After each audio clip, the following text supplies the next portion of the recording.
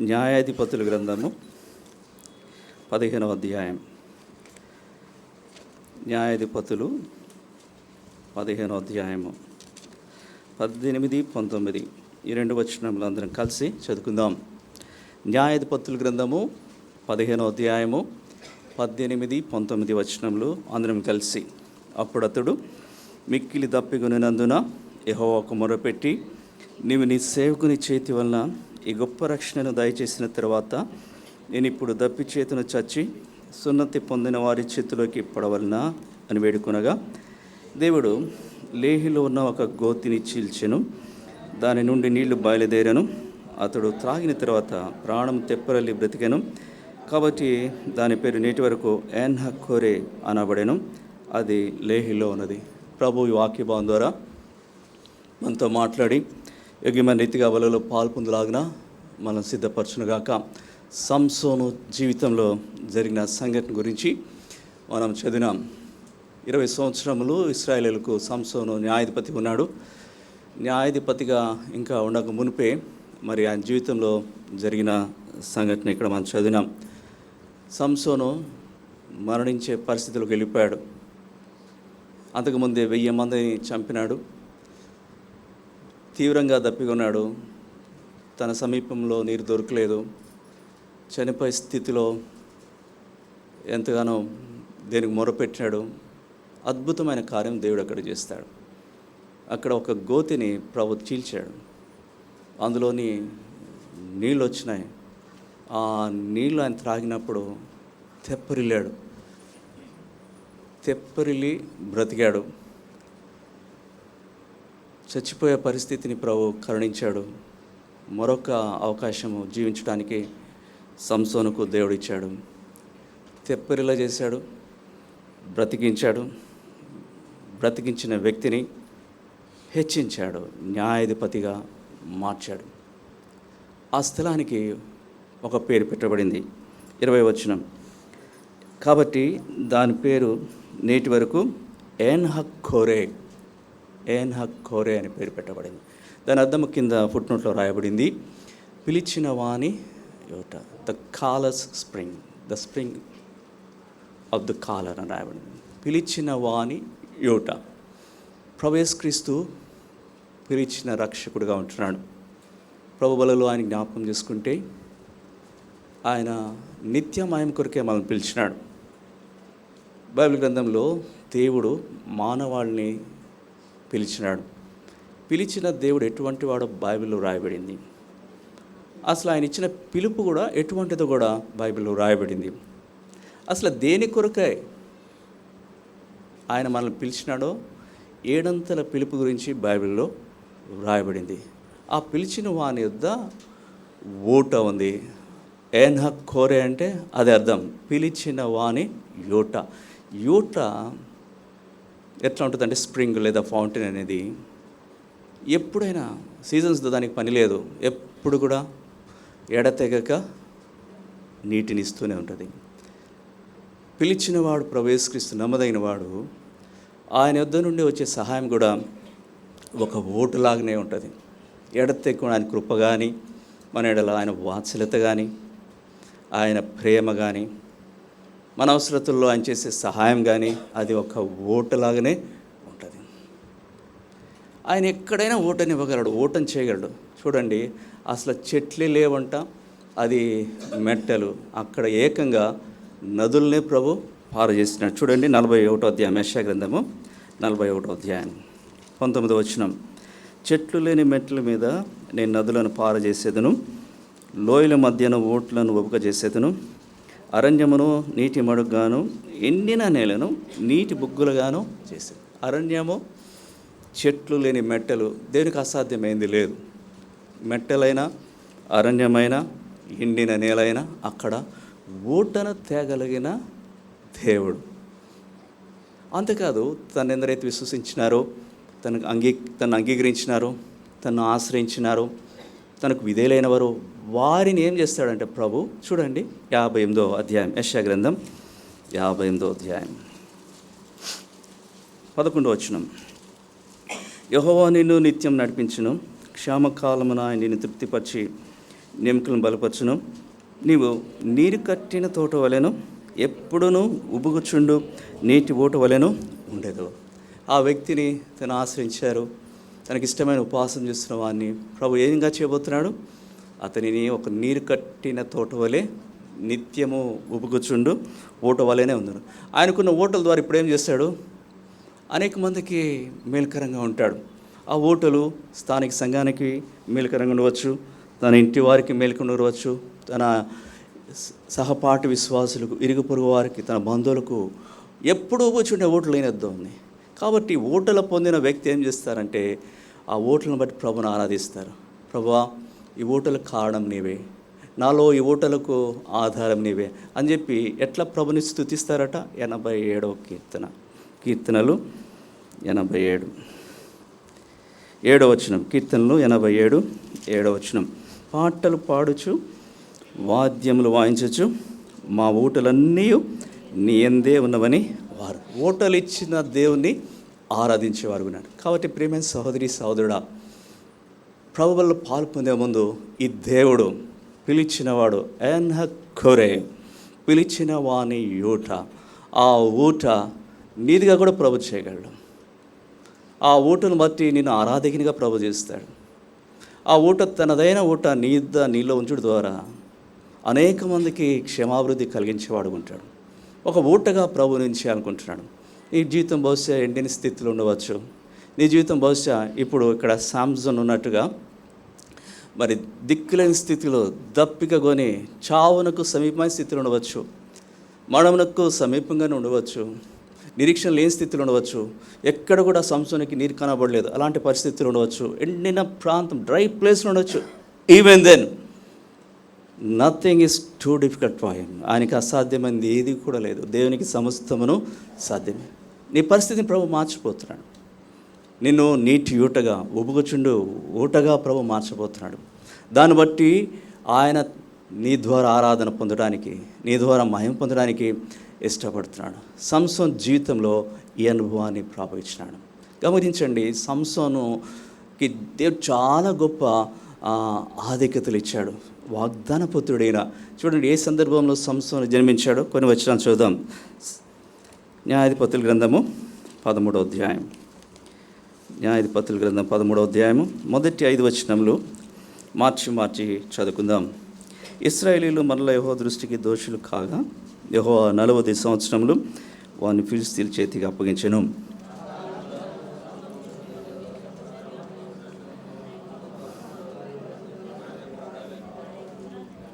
యెహోవా దూత ఆ స్త్రీకి ప్రత్యక్షమై, ఇదిగో నీవు గొడ్రాలవు, నీకు కాన్పు లేకపోయాను, అయితే నీవు గర్భవతివై కుమారుని కందువు.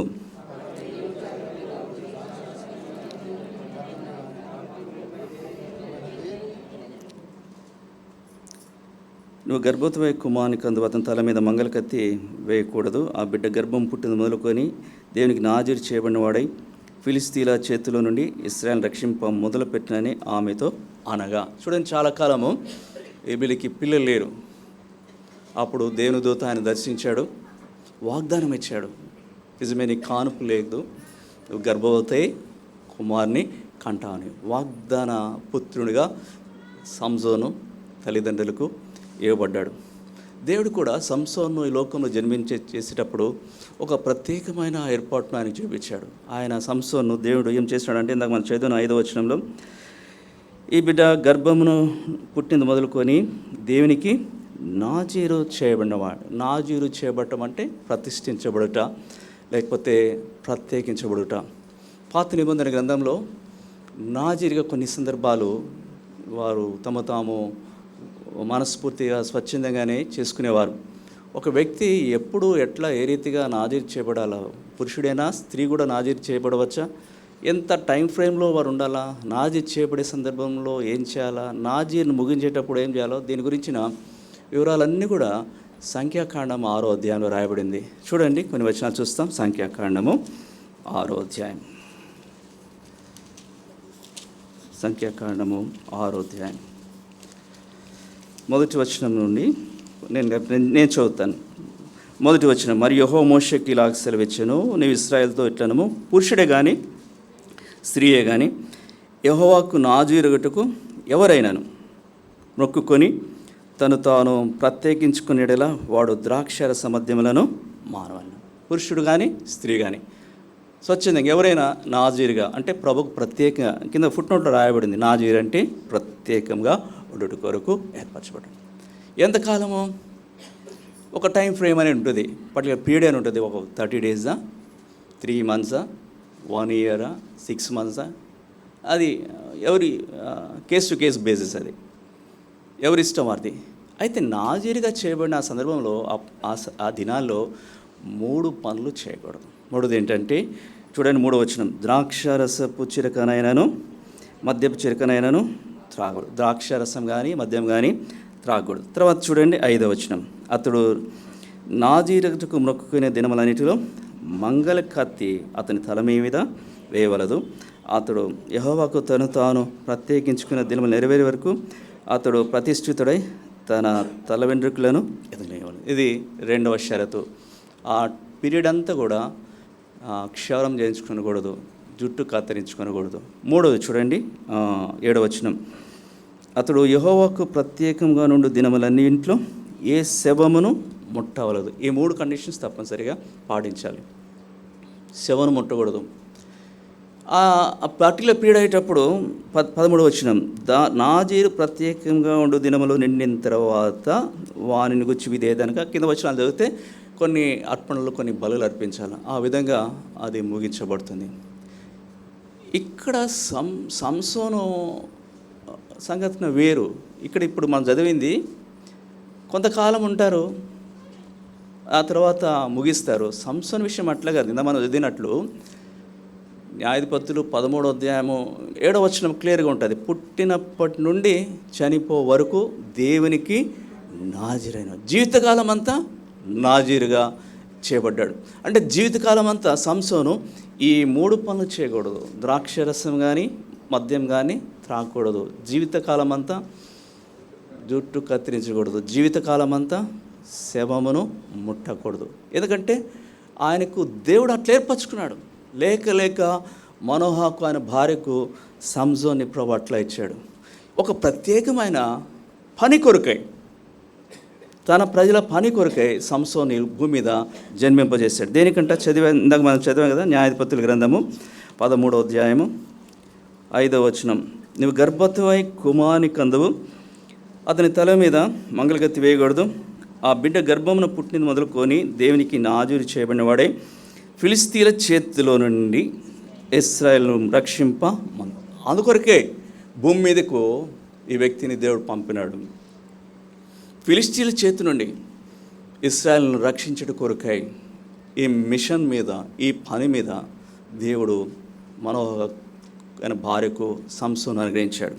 ఎందుకంటే మొదటి వచనంలో 40 సంవత్సరంలో వారిని ఫిలిస్తీన్ల చేతికి అప్పగించాడు. ఫిలిస్తీన్ల బారి నుండి రక్షించడం కొరకై, ఆ పని కొరకై సంసోను దేవుడు వారికి ఇచ్చాడు. సంసోనుకున్న ఇంకో గొప్ప ప్లస్ పాయింట్ ఏంటంటే, ఆధిక్యత ఏంటంటే, భక్తిపరులైన తల్లిదండ్రులు, ప్రార్థనాపరులైన తల్లిదండ్రులు. చూడండి, సంసోన్ తండ్రి పేరు మానోహ అని చెప్పబడింది, తల్లి పేరు చెప్పబడలేదు. మొదటగా తల్లికి దేవుని దూత కనబడ్డాడు, విషయాలని చెప్పాడు. ఆవిడొచ్చి భర్త అయిన మానోహ చెప్తే మానోహ వెంటనే ఏం చేశాడు చూడండి, 8వ వచనం, న్యాయాధిపతులు 13:8. అందుకు మానోహ, నా ప్రభువా, నీ పంపిన దైవజనుడు మరలా మా ఎదుకు వచ్చి పుట్టపోవు ఆ బిడ్డకు మేమేమేమి చేయవలనో దానిని మాకు నేర్పునట్లు దయచేయమని యెహోవాను వేడుకొనగా దేవుడు మానోహ ప్రార్థన ఆలకించెను. ఎంత చక్కటి ప్లాన్ ఉందండి దీనికి. లేక పుట్టబోతున్నాడు. పుట్టబోయే బిడ్డకు అసలు దేవుడు ఏం చేయమంటాడు, ఎట్లా పెంచాలా, భక్తులు ఎట్లా పెంచాలా, ఏమేమి నేర్పించాలా, అవన్నీ కూడా ప్రభుని అడుగుతున్నాడు. చక్కటి తలంపు కలిగి ఉన్నాడు. ప్రార్థన చేస్తే ప్రార్థించినట్లు దేవుడు ఆయనకు అనుగ్రహించాడు. చూసారా, దేవుని చిత్తము తన పుట్టబోయే బిడ్డ విషయంలో నెరవేర్చబడాలన్న ఆశ ఈ తల్లిదండ్రులు కలిగిన వారు ఉన్నారు. అంతేకాదు, ఇది చూడండి, ఇదే అధ్యాయంలో 17వ వచనం, మనోహ నీ మాటలు నెరవేరిన తర్వాత మేము నిన్ను సన్మానించాలని కోరుతున్నాడు. దేవుని దూతను గౌరవించాలని, వారిని ఘనపరచాలని. చూసారా, దేవుని బిడ్డలను ఘనపరచాలని ఆశ వీరికి ఉంది. అంతేకాదు సాగిలి పడిన అనుభవం కూడా వీరికి ఉంది. 20వ వచనము సెకండ్ పార్ట్ లాస్ట్లో ఉంది చూడండి.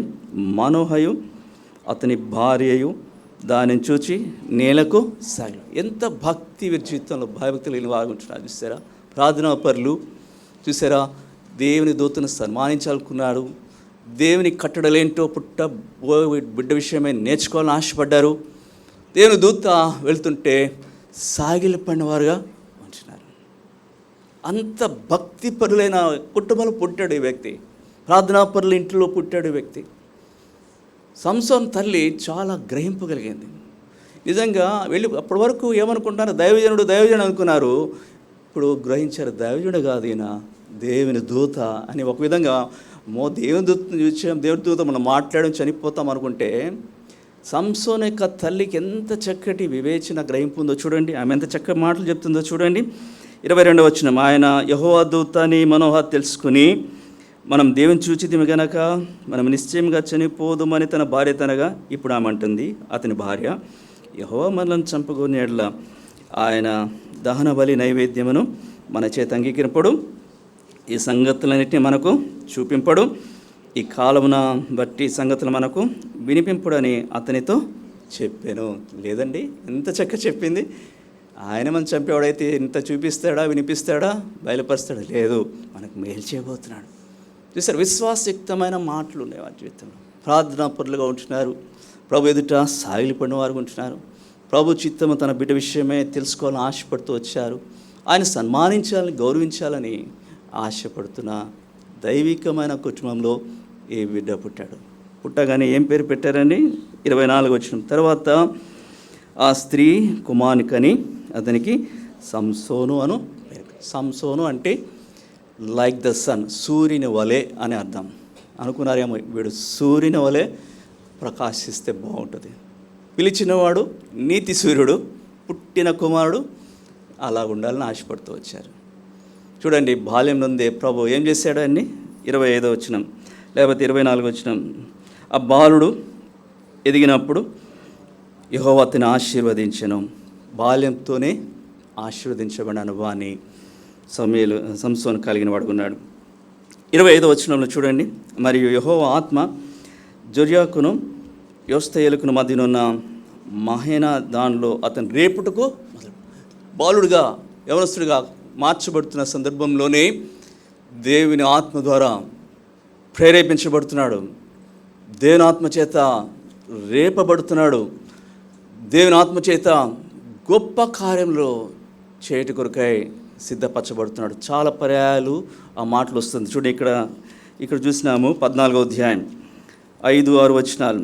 అప్పుడు సంసోను తన తల్లిదండ్రులతో కూడా తిమ్నాతునకు పోయి, తిమ్నాతు ద్రాక్ష తోటల వరకు వచ్చినప్పుడు కొదమసింహము అతని ఎదుటికి బొబ్బరించచ్చు వచ్చాను. యెహోవా ఆత్మ అతని ప్రేరేపింపగా అతని చేతిలో ఏమీ లేకపోయినాను ఒకడు మేక పిల్లలను చీల్చినట్లు అతడు దాన్ని చీల్చాను. కొదమసింహాన్ని మేక పిల్లలను చీల్చినట్లు చీల్చగలటకు దేవుని ఆత్మ సంసోనుకు సహాయపడ్డాడు. అదే అధ్యాయము 19వ వచనం.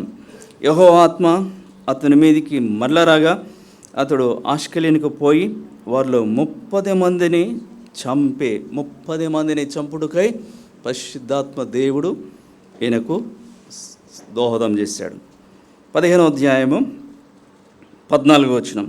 అతడు లేహికి వచ్చే వరకు ఫిలిస్తీన్లు అతను ఎదుర్కొని కేకలు వేయగా యెహోవా ఆత్మ అతని మీదికి బలముగా వచ్చినందున అక్కడ కింద చూస్తే 1000 మందిని చంపగలిగినాడు. కాబట్టి పదే పదే యెహోవా ఆత్మ ఆయన ప్రేరేపించినట్లు, యెహోవా ఆత్మ ఆయన మీద బలంగా వచ్చినట్లు, తద్వారా గొప్ప కార్యాలు ఈ వ్యక్తి చేయగలిగినాడు. సంసోనుకు దేవుడు ఎంత గొప్ప ఆధిక్యతలు ఇచ్చినాడు. వాగ్దానం ఇచ్చి వారింటిలో పుత్తినిగా తెచ్చాడు. పుట్టిన మొదలుకొని జీవితాంతము తన కొరకు నాజీరుగా ఉండుట కొరకు ఏర్పరచుకున్నాడు. గొప్ప సంకల్పంతో శత్రువులైన ఫిలిస్తీన్ల బారి నుండి తన ప్రజలైన ఇశ్రాయేలును రక్షింపచేయడం కొరకై ఈ వ్యక్తిని వారి గృహంలో పెట్టాడు.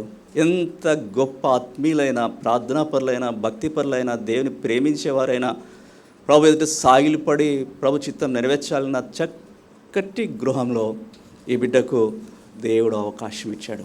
బాల్యమంది ఈ బిడ్డను ప్రభు దీవించడం ప్రారంభించాడు. యవనస్తుడిగా వచ్చేటప్పటి నుండి పదే పదే దేవుడు తన ఆత్మ ద్వారా ఈ వ్యక్తిని వాడుకుంటూ వచ్చాడు. సోదరుడా, సోదరి, ఎంత గొప్ప భాగ్యం.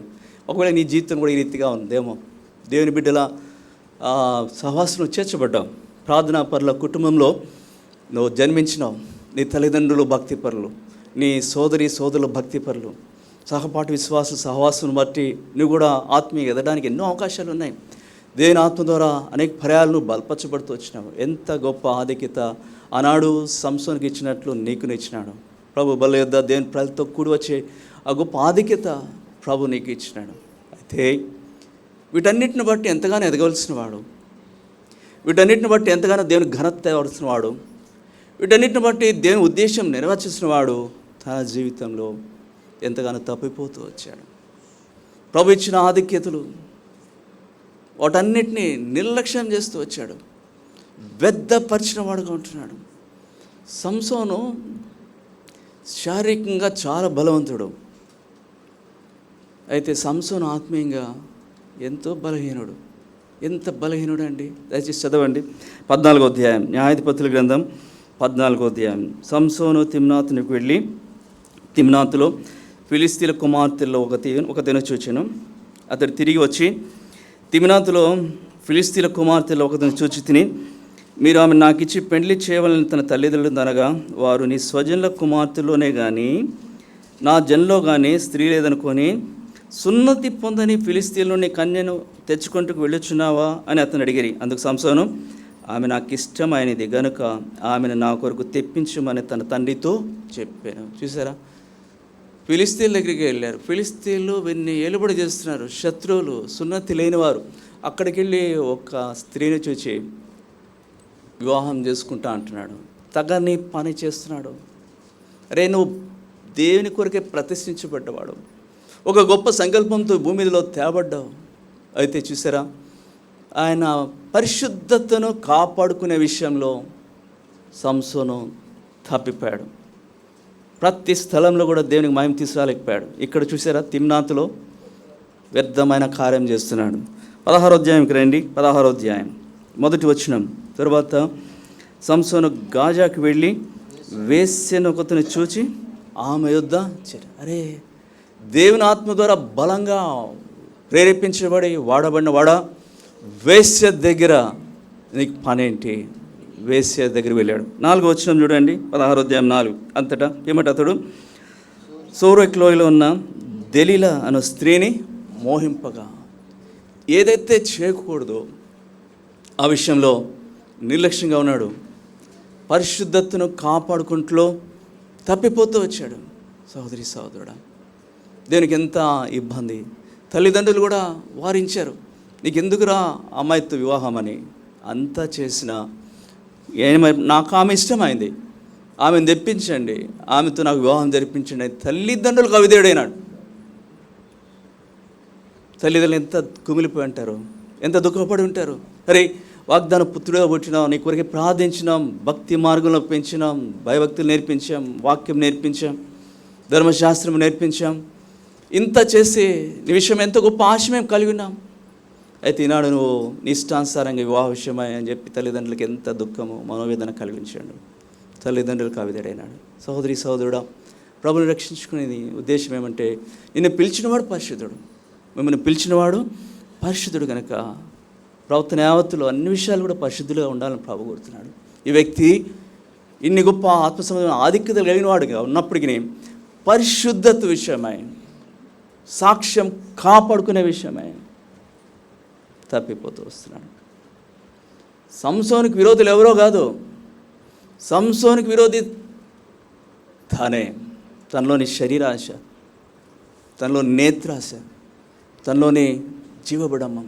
చూసారా, శోధన తట్టుకోలేకపోతున్నాడు, పాపాన్ని జయించలేకపోతున్నాడు.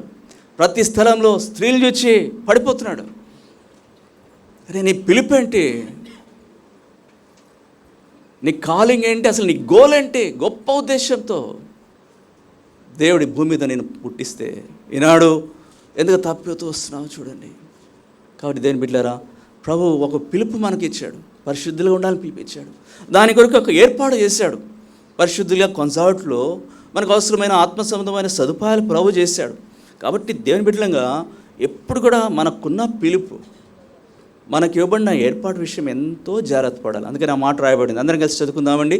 పేతురు రాసిన 2వ పత్రిక 1వ అధ్యాయం. పేతురు రాసిన 2వ పత్రిక 1వ అధ్యాయము 10-11 వచనాలు అందరం కలిసి. అందువలన సహోదరులారా, మీ పిలుపును ఏర్పాటును నిశ్చయం చేసుకుంటూ మరి జాగ్రత్త పడుడి. మీరు ఇటు క్రియలు చేయవారైతే ఎప్పుడున తొట్టిలరు. అలాగున మన ప్రభును రక్షకుడైన యేసుక్రీస్తు యొక్క నిత్య రాజ్యంలో ప్రవేశం మీకు సమృద్ధిగా అనుగ్రహింపబడింది. కాబట్టి ఏ పిలుపు ప్రభు మనకి ఇచ్చినాడు, ఏర్పాట్లను ప్రభు తీసుకొచ్చినాడు, దాని విషయమై మరీ జాగ్రత్త పడింది వాక్యం చేస్తుంది. ఆ జాగ్రత్త సంసోన్ జీవితంలో లేదు, తప్పిపోతూ వచ్చాడు. పైగా చూడండి, అటు తల్లిదండ్రులకు అవిధేయుడైనాడు, దేవునికి కూడా అవిధేయుడైనాడు. న్యాయాధిపతుల గ్రంథము 15వ అధ్యాయము 8-9 వచనాలు. కొంతకాలమైన తర్వాత అతడు ఆమెను తీసుకుని వచ్చుటకు తిరిగి వెళ్ళుచుండగా ఆ సింహపు కళేబరం చూచుటకై ఆ వైపు తిరిగినప్పుడు సింహపు కళేబరములో తేనెటీగల గుంపును కనబడగా అతడు ఆ తేనె చేతనుంచుకొని తినుచు వెళ్ళుచు తన తల్లిదండ్రుల ఎద్దుకు వచ్చి వారికి కొంత నీయగా వారును తినిరి. అయితే తాను సింహపు కళేబరంలో నుండి ఆ తేనెను తీసిన సంగతి వారికి తెలియచేయలేదు. దేన్ని ముట్టుకుంటున్నాడు? కళేబరాన్ని ముట్టుకుంటున్నాడు. సింహపు శవాన్ని ముట్టుకుంటున్నాడు. ఆ సింహం చంపింది ఆయనే, అంతకుముందు మనం చదివినాం.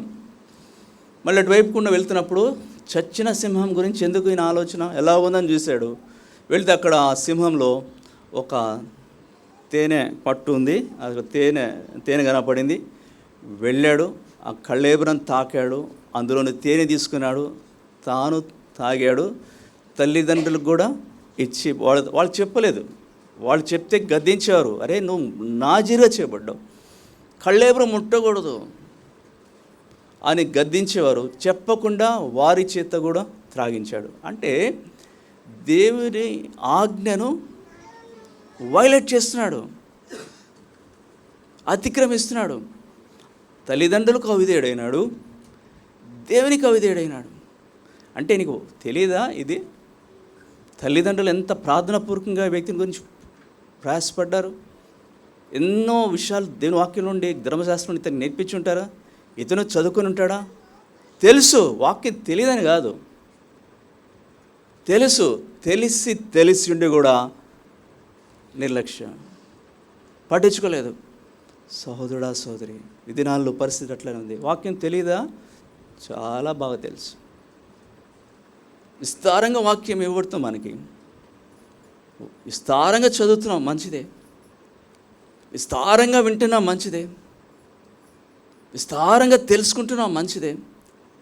విస్తారంగా ప్రకటిస్తున్నాం, మంచిదే. ఇవన్నీ ఒక ఎత్తు. ప్రభు కోరేది ఏంటంటే వాక్యాన్ని గైకున్నావా? ఆదాము తప్పిపోయాడు, ప్రభు దగ్గరికి వచ్చాడు. ఆదాము ఏమడిగాడండి? ఆదాము రెండే ప్రశ్న, ఆదాము నువ్వు ఎక్కడున్నావు? నేను భయపడి రెండో ప్రశ్న మనమైతే ఏమడిగేవాళ్ళం? ఆదాము పొద్దున బైబిల్ చదివావా? వాక్యం చదివావా? ప్యాన్ ప్రే చేసుకున్నావా? క్వైట్ టైం అయిందా? అయ్యి అడగలేదు. నేను ఇచ్చిన ఆజ్ఞకు లోబడ్డావా? నేను తినవద్దని చెప్పాను, తిన్నావా? At the end of the day ప్రభు అడిగేది అదే. ఎంత చదివావని కాదు, వాక్యం ఎంత బోధించావని కాదు, నీకు ఎంత వాక్య జ్ఞానం ఉందని కాదు అడిగేది. నువ్వు గైకున్నావా? అనుసరించినావా? వాక్య విషయమై దిద్దుబాటు నీ బ్రతుకులో ఉందా?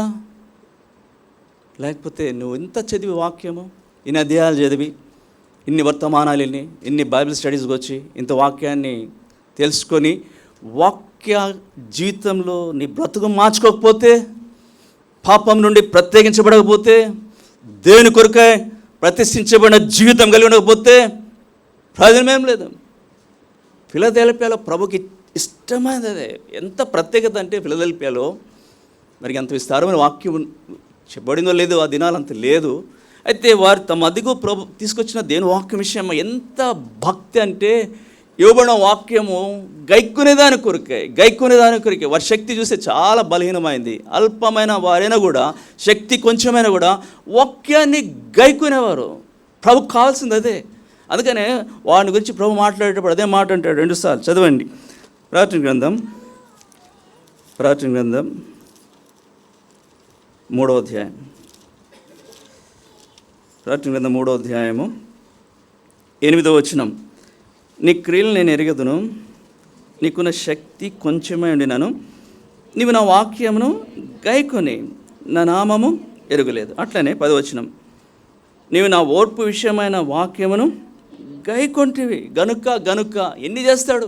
నాకు అవసరమైంది అదే, గైకొన్న వాక్యాన్ని, నేను చెప్పిన ఆజ్ఞకు లోబడ్డావు గనుక 1-2 ఎన్ని పనులు వారికి ప్రభు చేసి పెడతాడు. వారి పాదములు ఎదుగు వాళ్ళని తీసుకొచ్చి నమస్కరించేట చేస్తాడు. వారి కొరకే తలుపులు తెరుస్తున్నాడు. 300 పేరు వారికి ఇస్తున్నాడు. నా దేవుని పేరు, నా దేవుని పట్టిన పేరు, నా క్రొత్త పేరును వాని మీద రాసేదని. అంటే దేవునికి అంత ప్రీతికరమైన జీవితం ఆ జీవితంలో. వాక్యాన్ని గైకున్నాం. సోదరుడా సోదరి, నీ పిలుపు విషయమై, నీ ఏర్పాటు విషయమై జాగ్రత్త పడుతున్నావా? ప్రభు నీ మధ్య తీసుకొస్తున్న వాక్యం విషయమై నీ స్పందన ఎట్లా ఉంది? కేవలం విని మర్చిపోయే స్థితిలో ఉన్నావా? బహుగా చదువుతున్నావు, అధ్యాయాలు మంచిదే, ఎంతవరకు గైకుంటున్నావు? చివరిగా ప్రభు అడిగేది, నువ్వు ఎంత చదివావని అడగడు, ఎంత నేర్చుకున్నావు అని అడగడు, ఎంతగా వాక్యానికి లోబడ్డావు, అది ముఖ్యం. ఫిలదెల్ఫియా ప్రభుకు ప్రీతికరమైన సంఘంగా ఉన్న కారణం ఏంటంటే వారికి ఇవ్వబడిన వాక్యాన్ని గైకొన్నారు. ఇక్కడ చూసారా, ఈ వ్యక్తి దేవుని వాక్యాన్ని పూర్తిగా తృణీకరించి నిర్లక్ష్యంగా కళేబరం ముట్టుకొని అందులోని తేనెను తాగి తల్లిదండ్రులు తాగించినాడు అంటున్నాడు. సంసోను, అసలు నీ గోల్ ఏంటి? ఎంత గొప్ప ఉద్దేశంతో ప్రభు నేను ప్రార్థనా పరుల కుటుంబంలో జన్మింపజేసినాడు. నీ పిలిపేంటాయా? నువ్వు చేసేదేంటి? నా ఆజ్ఞలు పట్టించుకోవా? తర్వాత ఈ వ్యక్తి చూసారా ఏం చేస్తున్నాడు? న్యాయాధిపతుల గ్రంథం 14వ అధ్యాయము 12వ వచనం. అప్పుడు సంసోను, మీకు ఇష్టమైన ఎడల నేను మీ ఎదుట ఒక విప్పుడు కథను వేసేదను. మీరు ఈ విందు జరుగు దినములు 7 దినములలో దాని భావమును నాకు తెలియజేసిన ఎడల నేను 30 సన్నపు నారబట్టలు 30 దుస్తులు మిగిల్చెదను. మీరు దాన్ని నాకు తెలుపలేకపోయిన ఎడల మీరు 30 సన్నపు నారబట్టలు 30 దుస్తులు నాకు ఇవ్వాలని వారితో చెప్పగా వారు మేము ఒప్పుకుందాము, నీవు ఇప్పుడు కథను వేయమని అతనితో చెప్పారు. కాగా అతడు బలమైన దానిలో నుండి తీపి వచ్చాను, తిను దానిలో నుండి తిండి వచ్చాను అనేను. ఇది ఆయన చెప్పిన ఇప్పుడు కదా. ఎవరితో చెప్తున్నాడు? ఫిలిస్తీన్లతో చెప్తున్నాడు. ఫిలిస్తీన్లు ఎవరు? శత్రువులు. వారు ఎలాంటి వారు? అపహాసకులు, దుష్టుల ఆలోచన చొప్పున, పాపుల మార్గమున, అపహాసకులు కూర్చున్న చోటున అక్కడ కూర్చొని వాళ్ళు చెప్పలేదు కథలు, ఈయన చెప్తున్నాడు. ఇప్పుడు కథ చెప్పే పరిస్థితి సంసోను నీది. నువ్వేం చెప్పాలి వారికి? నువ్వేం చెప్తున్నావు ఇప్పుడు? వ్యర్థమైన మాటలు చెప్తున్నావు. అది కూడా దేని గురించి? కళేబరం ముట్టి ఆ కళేబరంలోనే వచ్చిన దేని గురించి మాట్లాడుతున్నావు? నువ్వు చేసిందే తప్పు, దాని గురించి చెప్పటము దేవునికి ఎంత ఉగ్రత తీసుకొస్తుందని. దేని బిడ్డలారా, ఏం మాటలు మాట్లాడుతున్నాం మనం? మన మాటలు ఎట్లా ఉంటున్నాయి? మన సంభాషణ ఎట్లా ఉంటుంది? ఏం చెప్తున్నాం? దేవుని వాక్యంలో హెచ్చరిక ఉంది. తిమోతిని దైవజనుడు హెచ్చరిస్తున్నాడు. చూడండి, 1 తిమోతి 6వ అధ్యాయం. తిమోతికి రాసిన మొదటి పత్రిక 6వ అధ్యాయం 20-21 వచనాలు అందరం కలిసి. ఓ తిమోతి, నీకు అప్పగింపబడిన దాన్ని కాపాడి అపవిత్రమైన ఒట్టి మాటలకును జ్ఞానమైన అబద్ధముగా చెప్పబడిన విపరీత వాదములకును దూరముగా ఉండము. ఆ విషయంలో ప్రవీణులమని కొందరు అనుకొని విశ్వాస విషయంలో తప్పిపోయి. ఎటువంటి మాటలు అన్నాడు? అపవిత్రమైన ఒట్టి మాటలు, జ్ఞానం అబద్ధముగా చెప్పబడిన వీటికి నువ్వు చాలా దూరంగా ఉండాలి తిమోతి. ఎందుకంటే ఇవి ఎంత డ్యామేజ్ చేస్తాయంటే, వాళ్ళు కొంతమంది ఏమైనారంట, ప్రవీణులం అనుకొని విశ్వాస విషయంలో తప్పిపోయారు. విశ్వాసం నుండి వైదొలిగించే మాటలు, అవి నీ ఆత్మ జీవితానికి ఏమాత్రం క్షేమకరమైన కావు. వ్యర్థమైన మాటలు, అపితమైన మాటలు, వట్టి మాటలు. సహోదరుడా తిమోతి, కుమారుడు, ఆత్మీయ కుమారుడా, హెచ్చరిస్తున్నాడు. ఈ వ్యక్తి విప్పుడు కథలు చెప్పే పరిస్థితుల్లోకి వెళ్ళిపోయాడు. అపహాసుల దగ్గర కూర్చోండి, వాళ్ళతో పందాలు వేస్తున్నాడు. ఏదో పెద్ద జ్ఞానం అనుకుంటున్నాడు, ప్రవీణ్ అనుకుంటున్నాడు, దానికి ఎవరు చెప్పలేరు అనుకుంటున్నాడు, దానికి పందెం కడుతున్నాడు. వాళ్ళు చెప్పలేకపోయారు. దాని తర్వాత మీరు గమనించండి, చదవండి, దాని దుష్ఫలితాలు వచ్చినాయి. పెద్దగా మాట్లాడారు. ఆ మాటను బట్టి ఎన్ని చెడు ఫలితాలు జరిగినాయండి. అసలు ఆ భార్యకు సంతోషం లేదు. వాళ్ళు వచ్చి బెదిరించారు. వాళ్ళకి అర్థం కావట్లేదు, ఈయన చెప్పిన ఇప్పుడు కదా. భార్యను బెదిరించారు, చంపేస్తామన్నారు. అంతే. చూడండి 15వ వచనం. 7వ దినమున వారు సంసోను భార్య తెట్లనేది, ఈ పెనిమిటి అవి ఎప్పుడు కథ భావన మాకు తెలుపునట్లు అతను లాలన చేయము, లేనిడలా మేము అగ్ని వేసి నిన్ను నీ తండ్రి ఇంటి వారిని కాల్ చేస్తామన్నాడు.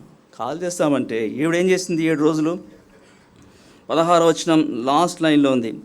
ఆమె వారి విందు దినములు 7 అతని యొద్ద ఏడ్చుచు, విందు దినాల్లో సంతోషం పోయింది. విందు దినములన్నీ 7 రోజులు ఏడిపోయాడు జీవితంలో. అంత ఏడుపు కారణం ఏమైంది? చెత్త మాటలు మాట్లాడినాను, అపవిత్రమైన ఒట్టి మాటలు మాట్లాడినావు. నీ భార్య దినదినం 7 దినములు ఏడ్చే పరిస్థితిలోనికి నీ మాటలు తీసుకొచ్చినాయి. అంతేకాదు, చివరికి ఏమైంది చూడండి. 19వ వచనం, లేకపోతే 20వ వచనం. 19వ వచనం చూడండి. యెహోవా ఆత్మ అతని మీదకి మరల రాగా అతడు అష్కెలోనికి పోయి వారిలో 30 మందిని చంపి. ఈ 30 మంది చంపడానికి కారణం ఏమిటి? ఈయన చేసిన తప్పే, ఈయన మాటలే. ఆమె ఈ దగ్గర చేర్చి బలవంతం చేస్తే చెప్పేశాడు. ఆమె వాళ్ళకి చెప్పింది, వాళ్ళు విప్పుడుగా చెప్పారు. అప్పుడు 30 మందిని చంపి వారికి అవసరమైన దుస్తులు తీసుకొచ్చాడు. 30 మంది చంపబడ్డ కారణము ఈయన చెప్పిన మాటలు. పైగా ఈయన హృదయంలో ఏమైనా సంతోషం ఉందా? లేదు. 20వ వచనం. అతడు కోపించి తన తండ్రి ఇంటికి వెళ్ళగా అతని భార్య అతడు స్నేహితునిగా భావించుకున్న అతని చెలికానికి ఏమన్నా. చూసారా, ఈయన హృదయంలో ఏమైనా నెమ్మది ఉందా? ఇప్పుడు కదా విప్పావు, చెప్పావు, వ్యర్థంగా మాట్లాడావు, అపహాసగా కూర్చున్నావు, దాన్ని బట్టి నీకు ఏమైనా ఆనందమా? లేదు. కోపించాడు, కోపం వచ్చింది, హృదయంలో నెమ్మది పోయింది. ఇంటికి వెళ్ళిపోతే ఫ్యామిలీ స్పాయిల్ అయిపోయింది. ఆయన భార్యను తీసుకెళ్ళి వేడవాడికి ఇచ్చి వాళ్ళ తండ్రి మ్యారేజ్ చేస్తాడు. ఇంత నష్టాలా? దేని బిడ్డలారా, వ్యర్థమైన మాటలు ఎంత డ్యామేజ్ చేస్తాయో తెలుసా? ఈ జీవితంలో ఎంత నష్టం తీసుకొచ్చింది. అయ్యో, ఆయన హృదయంలో ఆయన భార్య సంతోషించలేకపోయింది. 7 రోజులు ఏడుస్తూ కూర్చుంది. ఈయన సంతోషించలేకపోయాడు. కుటుంబం విచ్ఛిన్నమైంది. ఎవడికో వచ్చి ఆమెను పెళ్లి చేశాడు. చివరికి ఆ తర్వాత మళ్ళా వచ్చాడు. అదంతా చెప్పడానికి సమయం లేదు. అయితే వాళ్ళ టోటల్ తగలబెట్టాడు. తగలబెట్టిన తర్వాత వాళ్ళు ఏం చేశారంటే క్రోధంతో 6వ వచనం, 15వ అధ్యాయం 6వ వచనం, సెకండ్ పార్ట్. కాబట్టి ఫిలిస్తీయులు ఆమె తండ్రిని అగ్నితో కాల్చారు. అయ్యో, ఆమె కాల్చివేయబట్టడానికి, ఆమె తండ్రి కాల్చివేయబట్టడానికి, 30 మంది అష్కెలో చంపబట్టడానికి కారణం ఎవరు? ఏం చేశాడు? ఆయన చర్యలు తల్లిదండ్రులకు దుఃఖాన్ని తెచ్చినాయి. ఆయన చర్యలు దేవునికి దుఃఖాన్ని తెచ్చినాయి. ఆయన మాటలు ఇంత నష్టం తీసుకొచ్చినాయి. ఇక్కడ ప్రభువుల సహోదరి సహోదరుడు, ఎలా మాట్లాడుతున్నావు? చాలా జ్ఞానం అనుకుంటున్నామా? ప్రవీణం అనుకుంటున్నామా? సహోదరుడా సహోదరి, నీ మాటలు దేనికి మాయంకరంగా ఉంటున్నాయా? ఇతరులకు ఆత్మీయకరమైన ప్రయోజనకరంగా ఉంటున్నాయా? ఆదరణకరంగా ఉంటున్నాయా? లేకపోతే ఎంతో నష్టాలకి కారణమవుతున్నాయా? అందుకని తిమోతి, అపవిత్రమైన ఒట్టి మాటల విషయమే జాగ్రత్త. అవి చాలా నష్టం తెచ్చేకుంటున్నాయి. ఏం చెప్తున్నావు? ఇప్పుడు కథలు చెప్తున్నావా? సరస్వక్తులు మాట్లాడుతున్నావా? నీకే బాగా తెలుసు అని చెప్పి ఎక్కువ మాట్లాడుతున్నావా? చెప్పగలిగితే సువార్త చెప్పు, పంచుకోగలిగితే సాక్ష్యం చెప్పు, ఏమైనా మాట్లాడగలిగితే వారికి మేలుకరమైన మాటలు మాట్లాడు, వారికి ప్రోత్సాహకరమైన మాటలు మాట్లాడు, వారిని ఆదరించే మాటలు మాట్లాడు, వారిని బలపరిచే మాటలు మాట్లాడు. ఇవేం చేతరాదు. నోరు ఇప్పితే చెత్త మాటలు వస్తాయంటే నోరు మూసుకొని కూర్చోవటం ఉత్తమం. సంసోను, ఒరే నీ పిలుపు ఎలాంటిది? అసలు అది ఎంత గొప్ప ఉద్దేశంతో భూమి మీదకి వచ్చినావు? నీ తండ్రి ఎంత భక్తిపరుడయా? నీ తల్లి ఎంత ప్రార్థనాపరురాలు? దైవికమైన కుటుంబంలో పుట్టినావు, ఈనాడు ఏంటి పాపం మానలేవా? పరిశుద్ధతను కాపాడుకోలేవా? ప్రభు కొరికే పరిశుద్ధినిగా సాక్ష్యాన్ని భద్రపరచుకోలేవా? నీకు తోచిన ప్రకారం ఎక్కడ పెడితే అక్కడ పాపం చేస్తావా? ఎట్లా పడితే అట్లా మాట్లాడతావా? సంసోను, దేవుని ఆత్మ నేను బలంగా వాడుకుంటున్న దినాల్లో నీ బ్రతుకు ఆయనకి ఏమాత్రము మాయంకరంగా లేదు. ఇప్పుడు అయిపోయింది, పిలిచిని చంపాడు ఆయన. చూడండి ఇప్పుడు 15వ వచనం, 15వ అధ్యాయం 14వ వచనం. అతడు లేహికి వచ్చే వరకు ఫిలిష్తీయులు అతని ఎదుర్కొని కేకలవేగా యెహోవా ఆత్మ అతని మీదకి బలంగా వచ్చినందున అతని చేతులకు కట్టబడిన తాళ్ళు అగ్ని చేత కాల్చబడిన జనపనార వలె ఆయన సంఖ్యలను అతని చేతుల మీద నుడిపోయాను. అతడు గాడిద యొక్క పచ్చి దవడ ఎముకను కనుగొని చెయ్యి చాచి పట్టుకుని దాని చేత 1000 మంది మనుషులను చంపాను. ఎలా చంపగలిగాడండి? గాడిద దవడ చేత. ఈయన సొంత శక్తి. 14 వచ్చిన క్లియర్గా ఉంది కదా, యెహోవా ఆత్మ అతని మీదకి బలంగా వచ్చినందున ఆయన కార్యం చేయగలిగాడు. అయితే అది ఆయన అంగీకరించట్లేదు. ఆ క్రెడిట్ అంతా తనకే తీసుకుంటున్నాడు. ఆయన అంటున్నాడు చూడండి 16వ వచనం. అప్పుడు సంసోను గాడిద దవడెముకతో ఒక కుప్పను 2 కుప్పలను నేను చంపి ఉన్నాను. గాడిద దవడ ఎముకలతో 1000 మంది నరులను చంపి ఉన్నాను అని. అరే ఎంత తప్పు మాట్లాడుతున్నావు! నువ్వుగా చంపింది, నీ మీద బలంగా వచ్చిన ఆత్మ దేవుడు ఆ కార్యం చేశాడు. దేవునికి ఇవ్వాల్సిన ఘనత ఇవ్వట్లేదు, దేవునికి చెల్లించవలసిన మహిమ చెల్లించిన. వీళ్ళ తల్లిదండ్రులేమో దేవుని సన్మానించాలని ఆశపడిన వారు, ఈయన తల్లిదండ్రులేమో దేవుని కొరకై సాగిలిపడిన అనుభవం కలిగిన వారు ఉన్నారు. తల్లిదండ్రులు దేవుని చిత్తాన్ని నెరవేర్చాలని ఆశపడినవాడు. ఈ వ్యక్తి అది గుర్తెరగా తనేదో బలవంతుడు అన్నట్టుగా నేను చంపాను అని చెప్పి ఏం చేస్తున్నాడు చూడండి 17వ వచనం. అతడు చెప్పుట చాలించిన తర్వాత ఆ దవడ ఎముకను చేతి నుండి పారవేసి ఆ చోటికి రామత్లిహి అను పేరు పెట్టినాడు. రామత్లిహి అంటే ఫుట్నోట్లు ఏమని ఉంది? దవడ కొండ. అంటే ఆయన చేసిన కార్యము చిరకాలము అట్లా నిలిచిపోవాలి. ఒక పేరు పెట్టి ఎవరిని అడిగితే ఏంటి 1000 మంది చంపాడు. ఎవరు చంపారు? సంసోను చంపాడు. అంటే సంసోనుకు ఖ్యాతి తరతరాల్లో కలిగి ఉండాలని దాని కొరకు ఒక ఏర్పాటు, ఒక పేరు ఎన్ని పెట్టాడు. దేవుని గణపరచడానికి ఉన్నాను, లేకపోతే నీ యొక్క ఘనతను ప్రచురపరచడానికి వచ్చినావా? పరిశుద్ధాత్మ దేవుడు బలంగా నీ మీద రాకపోతే ఒక్క ఫిలిష్తీయుని నువ్వు చంపగలవా? పరిశుద్ధాత్మ దేవుడు బలంగా నేను ప్రేరేపించకపోతే కొదమ సింహాన్ని మేకని చీల్చినట్టు చీల్చగలవా? నీ వల్ల కాదు. దేవుని ఆత్మ కార్యం నీలో జరుడు ద్వారా ఈ అద్భుతమైన కార్యాలు జరిగినాయి నీ బ్రతుకులో. చూసారా? ఈయనలో ఉండకుండావన్నీ ఉన్నాయి. అందుకని దేవుని వాక్యం మాట ఉంటుంది, మీరు లోకమునైనను లోకంలో ఉన్న వాటినైనాను ప్రేమించకూడదు. లోకంలో ఉన్నదంతా శరీరాశ, నేత్రాశ, జీవబుడము. అవి తండ్రి వలన పుట్టిన కావు. ఈ 3 ఇంట్లో ఉన్నాయి. శరీరాశ ఉంది, నేత్రాశ ఉంది, ఇదిగో జీవబుడమ గర్వం కూడా ఉంది. చూడండి, ఏమైనా ఆత్మీయ మేలు పొందినాడంటే లేదు.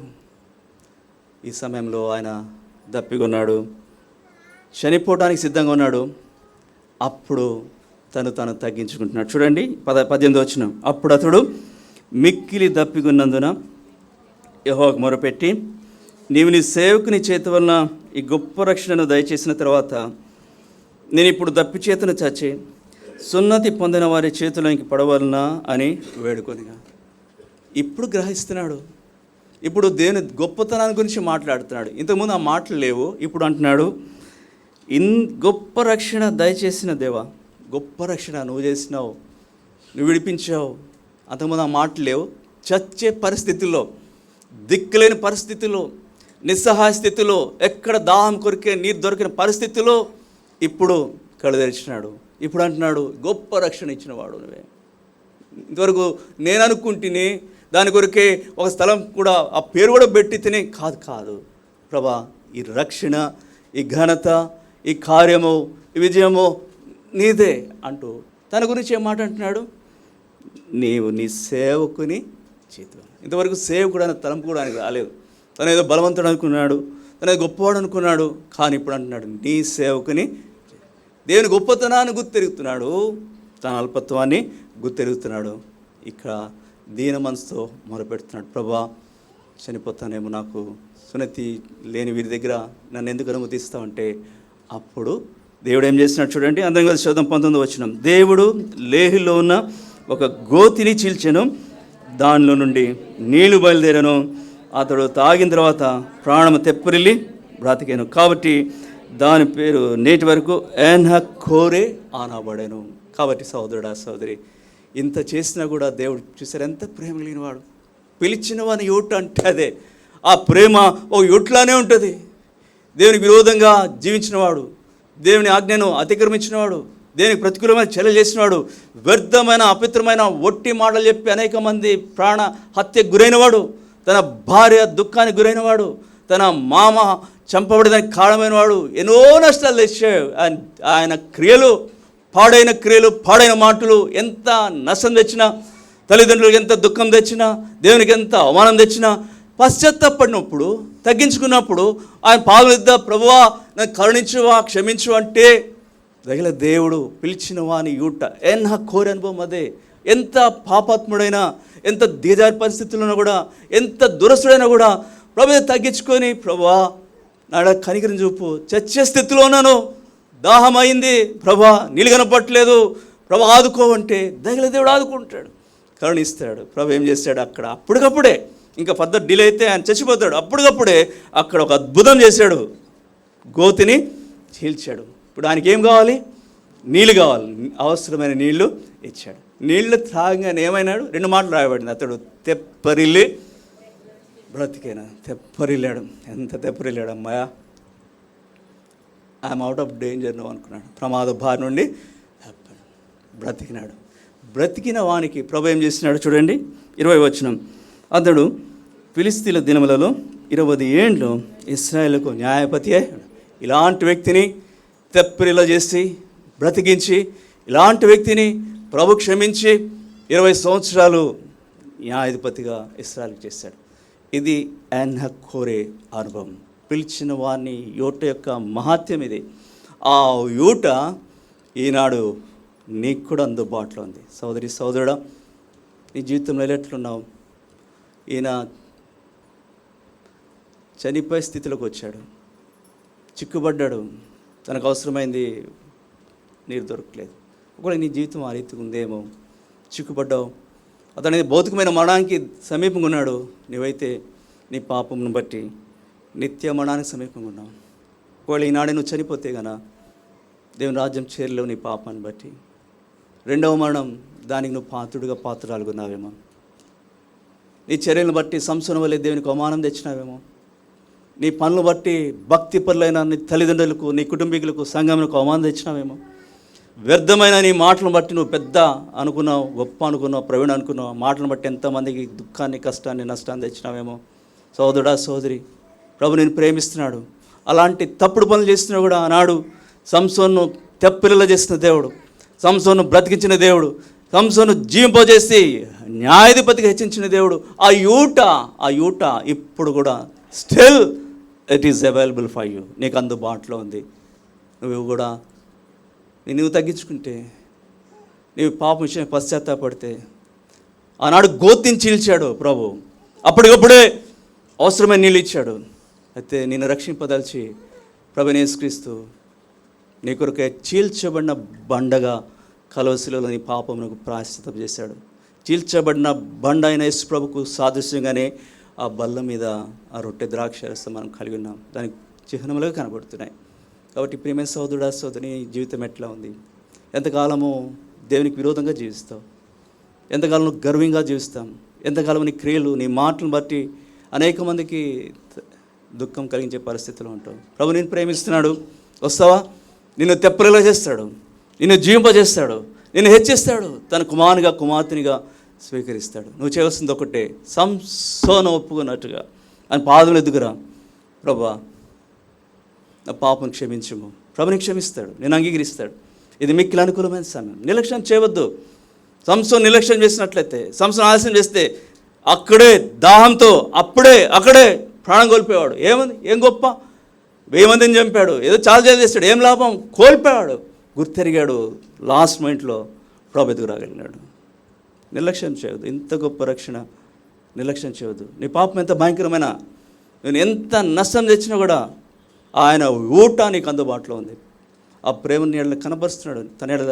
నీళ్ళ తన వాస్యతను బయలుపరిచే దేవుడు. దయచేసి నేడే ప్రభు ఎదుగురా. ప్రభు నేను క్షమిస్తాడు, అంగీకరిస్తాడు. ఒప్పుకొనుము నీ పాపములను, అపరాధినంచు వేడు. ఒప్పుకొనుము నీ పాపములను, అపరాధి వంచు వేడు. తన రక్తముతో కడుగును నిన్ను, రక్షణ నొందెదవు. తన రక్తముతో కడుగును నిన్ను, రక్షణ నొందెదవు. తెరువు నీ హృదయ ద్వారంబు నేడే, ప్రభు యేసునందే రక్షణ కలదు. నిర్లక్ష్యముగా జీవించనేలా, నిర్లక్ష్యముగా జీవించనేలా, వేచియున్నది తీర్పు నీ కొరకై. కరమును చేగూట కాయత పడుము, తెరువు నీ హృదయంబును.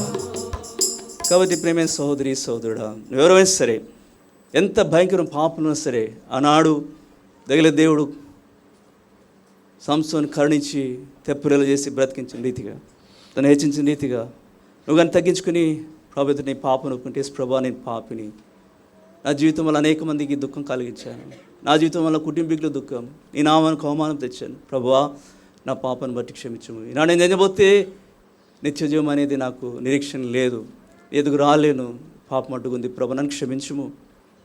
నీ రక్తంతో చీల్చబడిన బండ యేసుక్రీస్తు వారై రక్తంలో కడుగు ప్రభు అంటే, నేడే ప్రభు నేను కడుగుతాడు, నిన్ను రక్షిస్తాడు, నిన్ను తన బిడ్డగా చేసుకుంటాడు. నీ జీవితంలో ఆనాడు సంసోను హెచ్చించిన రీతిగా నిన్ను కూడా హెచ్చరిస్తాడు. ఆయన సంకల్పం అదే, నీవు కూడా అట్లా ఉండాలంట. నీవు కూడా నీరు కట్టిన తోటవలే, ఎప్పుడు ఉబుకుచుండు ఓటవలే, నీలో నుండి ఓటను ప్రభు బయలుదేర్చేయగలుగుతున్నాడు. ఇంతవరకు నిన్ను బట్టి నష్టం వచ్చింది, నిన్ను బట్టి శ్రమ వచ్చింది, నిన్ను బట్టి కీడు వచ్చింది, నిన్ను బట్టి దుఃఖం వచ్చింది. నేడైతే నిన్ను మార్చి నీ జీవితాన్ని అనేక మందికి దీవెనకరంగా ప్రభు చేయడానికి ఇష్టంగా ఉన్నాడు, నువ్వు సిద్ధపడితే, నువ్వు ఇష్టపడితే. కాబట్టి నేడే ప్రభుని వేసినందుకు విశ్వాసం వచ్చి రక్షించమని దేని బిడ్డలారా, ప్రభువులలో పాలు పొందే ముందు ఆత్మీయ జీవితం ఎట్లా బ్రతుకుతున్నాం? ప్రభుకు లోబడుతున్నామా? ప్రభు ఘనత తీసుకొస్తున్నామా? చూడండి, సంసోను జీవితం ఎంత భయంకరమైన హెచ్చరిక విశ్వాసులకు. ఇంత గొప్ప కార్యం ప్రభు చేస్తున్నాడు ఆయన జీవితంలో. కోరి అనుభవం ఇచ్చిన తర్వాత ఈ వ్యక్తి ఏం చేయాలండి? ప్రభుకు లోబడి ఉండాలా, గ్రాటిట్యూడ్ చూపించాలా. చచ్చేవాడిని ప్రభా బ్రతికించినావు, అలాంటి నన్ను ప్రభా న్యాయాధిపతిగా చేసావు, నీకు నేను లోబడుతూ, నీ నాన్న ఘనపరుస్తూ, నీ చిత్తం నెరవేరుస్తూ, నీ కొరకు జీవితకాలం అంతా నాజీరుగా ఉండటానికి అట్లా సిద్ధపడాల్సిన వాడు. ఈయన జీవితంలో మార్పు లేదు. ఏం చేశాడంటే 16వ అధ్యాయం మొదటి వచనం, తర్వాత సంసోను గాజాకు వెళ్ళి వేసిన ఒకతను చూచి ఆమె యొద్ద చేరాను. చూసారా, ఆయన జీవితంలో మార్పు లేదు, పాపం మనలేకపోతున్నాడు. మరి తర్వాత 4వ వచనంలో అక్కడ దెలీలా దగ్గరికి వెళ్ళిపోయాడు. ఏమాత్రం భయం లేదు. ఒకవైపు దేవుని యొక్క దీవులు అనుభవిస్తున్నాడు, మరొక వైపు పాపంలో విచ్చలవిడిగా జీవిస్తున్నాడు. ఏమైంది సోదరి సోదరుడా? ఆయన జీవితం మీద ఆయనకి వ్యక్తి వచ్చింది. చూడండి 16వ అధ్యాయం 16వ వచనం, ఆమె అనుదినము మాటల చేత అతని బాధించి తొందర పెట్టుచున్నందున అతడు ప్రాణం విసిగి జీవితం మీద విరక్తి వచ్చింది. ఎందుకు? ఎంత గొప్పగా దేవుడు నేను దీవించాడు. చచ్చిపోదాం అనుకుంటున్నాడు. ఆ పాపం ఈయన జీవితంలో విరక్తిని తీసుకొచ్చింది. ఎంత విరక్తిని తీసుకొచ్చిందంటే ప్రభుత్వం కూడా చివరిగా అదే మాట అంటున్నాడు. చూడండి న్యాయాధిపతులు 16వ అధ్యాయము 29-30 వచనాలు.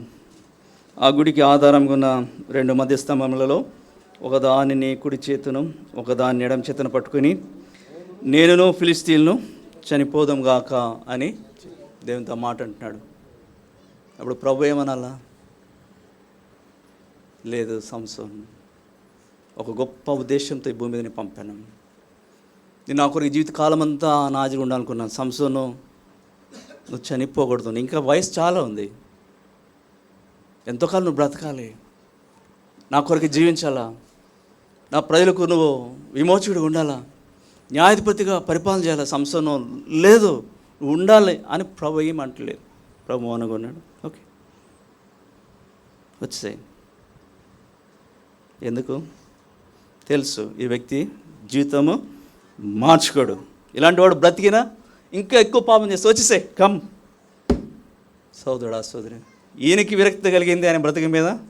దేవునికి రక్షించమని దేవుని బిడ్డలారా ఎట్లా ఉంటున్నాం? ప్రభుకు విరక్తి కలిగేలా బ్రతుకుతున్నామా?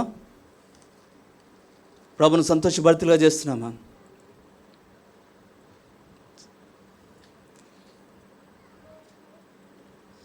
ఆత్మీయ జీవితంలో ఎట్లా ఉన్నాం?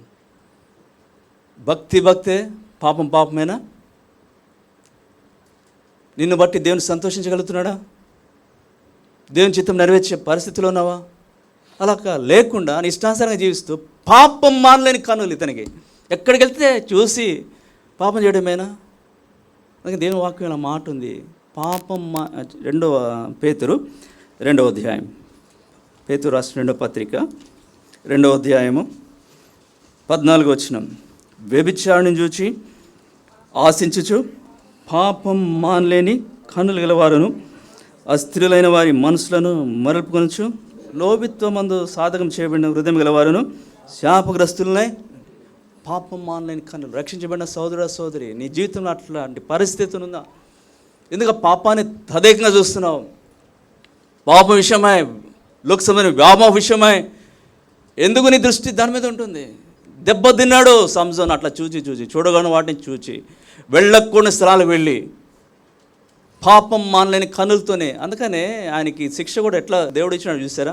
ముందు ఏమైనా ఆయనకి కళ్ళు తీస్తాడు ప్రభు, ఎంతకాలం పాపం చూస్తావని. సోదరుడా సోదరి, దేవుని బిడ్డలారా, ఎంతకాలం ప్రభుకు మయంకరంగా జీవించలేకపోతాం? ఏం చూస్తున్నావు నువ్వు? ఏం వింటున్నావు? ఏం మాట్లాడుతున్నావు? నీ నుండి ప్రభు కోరేది అదేనా? నీ పిలుపేంటి? నీ ఏర్పాటు ఏంటి? నీ గురికి ప్రభు సిద్ధపరిచిన నిత్యత్వం ఏంటి? దాని ఎదుట నీ బ్రతుకేంటి? సోదరుడా సోదరి, నేను చిన్నప్పుడు గుంటూరులో మాకు ఆంటీ గారు ఉండేవారు, రక్షించబడిన ఆంటీ. ఆవిడకి ఫ్రీక్వెంట్గా చెవిపోటు వస్తుంది. అది వాడింది, చెవిపోటు తగ్గట్లేదు. అప్పుడు అక్కడ పెద్ద ఆంటీ వారు అడిగారంట, ఏమా ఎందుకు నీకు తగ్గట్లేదు? వినకూడనివి ఏమైనా వింటున్నావా అంటే, ఆవిడికి హిందీ సినిమా పాటలు అంటే చాలా ఇష్టం. రక్షణ బంధం ముందు, రక్షించబడిన తర్వాత కూడా సినిమా పాటలు మానేసామ్మా. అప్పుడు ఆమె మానేసింది, ఆటోమేటిక్గా చెవిపోటు తగ్గింది. అట్లా టచ్ చేయాలా దేవుడు నిన్ను? అంత అవసరమా? ఎందుకు మా పాపం మానకుండా చూస్తున్నావు? వ్యర్థమైన వాటిని, అపిత్రమైన వాటిని ఎందుకు చూస్తున్నావు? అట్లా నీ కన్నుల ప్రభు టచ్ చేయాలా? ఎందుకు వింటున్నావు? ఎందుకు మాట్లాడుతున్నావు? ఈ నోడు నేను ప్రభు టచ్ చేయాలా? భయం లేదా ప్రభు ఎదుట? అందుకనే చూసి ఆవిడకి చాలా అవకాశం ఇస్తే మార్పు చెందకపోతే ప్రభుకి ఎంత కోపం అండి, ఎంత కోపం వచ్చింది ప్రభుకి. ఏం చేయబోతున్నాడు చూడండి.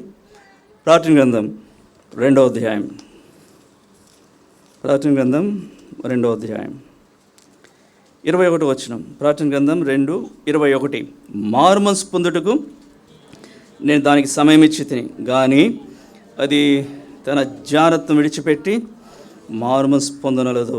ఇదిగో నేను దాన్ని మంచం పట్టించి దానితో కూడా వ్యభిచరించేవారు దాని క్రియల విషయమై మారుమనసు పొందితేనే కానీ వారిని బహుశ్రమల పాలు చేతును, దాని పిల్లలను నిశ్చయముగా చంపింది.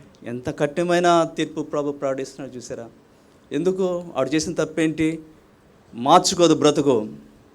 మారుమనసు పొందే అవకాశాలు దేవుడు ఇస్తున్నాడు, కానీ బుద్ధి మాట్లా, జీవితం మాట్లేదు, చెడుతనం మాట్లేదు, పాపంలోని కొనసాగుతుంటే ఒక తీవ్రమైన చర్య ప్రభు తీసుకుంటున్నాడు. మంచం పట్టిస్తున్నాడు. నువ్వు మంచం పట్టు, మంచం బెడ్ ఉండాల్సిందే, కలడానికి లేదు. అప్పుడు నువ్వు పాపం చేయవు. నీకు అవకాశం ఇచ్చి నీ అవయవాలను బాగుంచి నీకు ఇంత ఆరోగ్యం ఇస్తే నువ్వు మారుమనసు పొందవా? మంచం పట్టిస్తా అంటున్నాడు, పిల్లల్ని చంపేస్తా అంటున్నాడు. దేని ఆయన పౌరుషం కలిగిన వాడు సహోదరుడు. ఆయన ప్రేమ కలిగిన వాడు, అదే సమయంలో రోషం కలిగిన దేవుడు. అలాంటి దేవుడు ముందు ఆయన దహించజ్ఞ అంటున్నాడు. కనుక రక్షించబడిన దేవుని బిడ్డలారా, నువ్వు ఎట్లా పడితే అట్లా ప్రభు బలలో పాలు పొందడానికి నువ్వు అనుమతించబడవు. దేని వాక్యం స్పష్టంగా, ఎవడు అయోగ్యంగా ప్రభు యొక్క బలలో ఆ రొట్టెని తినను, ఆ పాత్రలోని తాగును, వాడు అపరాధి అవుతాడు. ఎందుకు నువ్వు అపరాధిగా తీర్చబడాలా? ఒక అలవాటు అనుకుంటున్నావు. ఇది ఎట్లా పడితే అలా జీవించి లోకంలో బల దగ్గరికి వచ్చి చెయ్యెత్తి రొట్టెలో ద్రాక్ష పాలు పొందడం లేదు. జాగ్రత్త పడాలా. నీ పిలుపు విషయమై, నీ ఏర్పాటు విషయమై మరీ జాగ్రత్త పడు. ఒకవేళ ప్రభు నీతో మాట్లాడితే కన్నా ఎక్కడెక్కడ నువ్వు మానలేని వాడి స్థితిలో ఉన్నావు, చూచే విషయంలో కానీ, మాట్లాడే విషయంలో కానీ, వినే విషయంలో కానీ, నీ చర్యలు కానీ, నీ మాటలు కానీ దేవునికి దుఃఖకరమైన పరిస్థితులు ఉంటే బలయుద్ధ పరీక్షించుకోవాలి. ప్రభా, అనేక ఫలాలు నా బ్రతకట్లేనే ఉంది, నేను క్షమించు ప్రభా. ఈ రక్తంతో నన్ను కడుగు. చీల్చబడిన బండలో ఉన్న పరిశుద్ధమైన రక్తం నేను పవిత్రం చేస్తుంది. శుద్ధి చేయబడతావు, క్షమించబడతావు, సరిదిద్దుకొని అప్పుడే ప్రభు బల కొరకై సిద్ధపడు. సరిదిద్దుకోకపోతే అపరాధిగా మార్చబడవద్దు. దేని విషయమై నీ జీవితంలో భయం నువ్వు కలిగి ఉండాలా. నీ బ్రతుకులో ప్రభుకు విరోధంగా పాప విషయమై క్షమాపణ పొంది ఉండాలా. పాప క్షమాపణ విషయం నిశ్చయతను కలిగి ఉండాలా. అప్పుడే ధైర్యంగా నీ చేయెత్తి ప్రభుల కొరకై సిద్ధపడు. రండి, వచ్చిన మందరం కలిసి చదువుకుందాం. కొరింథీయులకు రాసిన మొదటి పత్రిక 11వ అధ్యాయము 28వ వచనం. కొరింథీయులకు రాసిన మొదటి పత్రిక 11వ అధ్యాయము 28వ వచనం అందరం కలిసి. కాబట్టి ప్రతి మనుషుడు తను తాను పరీక్షించుకోనివను, అలా చేసి ఆ రొట్టెని తిని ఆ పాత్రలోనిది త్రాగవలెను.